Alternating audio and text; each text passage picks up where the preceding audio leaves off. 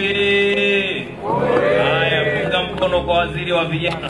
Kama ni kijana, punga mkono kwa waziri wa vijana. Waziri wetu wa vijana oye! Dr. Samia Suluhu Hassan oye!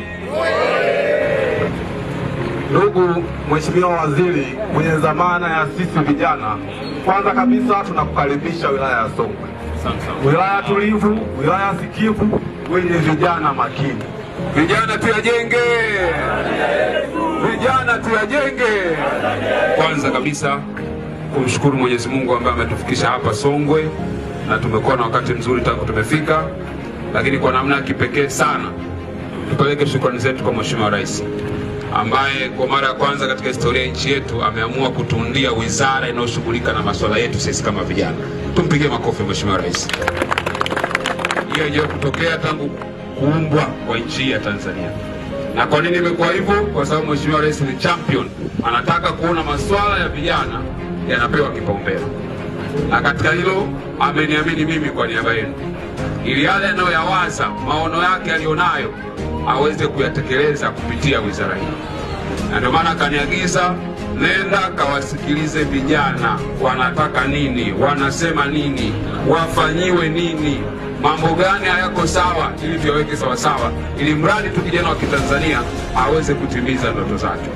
Kwa tuko hapa kuangalia maisha mnavyofanya, changamoto mlizo nazo, lakini pia mawazo na maoni na mapendekezo mlionayo. Kwa sababu kama mnavyojua wizara hii mpya tuko katika harakati sasa ya kuitengeneza. Lakini tunavyotengeneza tunataka kuhakikisha mawazo ya kila kijana wa nchi yamesikilizwa na yataendelea kusikilizwa pia. Kwa hiyo mambo machache ambayo ningependa ni agusie kidogo. Jambo la kwanza, dhamira Mheshimiwa Rais ni kwamba sekta zote ambazo zinaonekana sio rasmi katika miaka 5 ijayo anataka kuzirasimisha.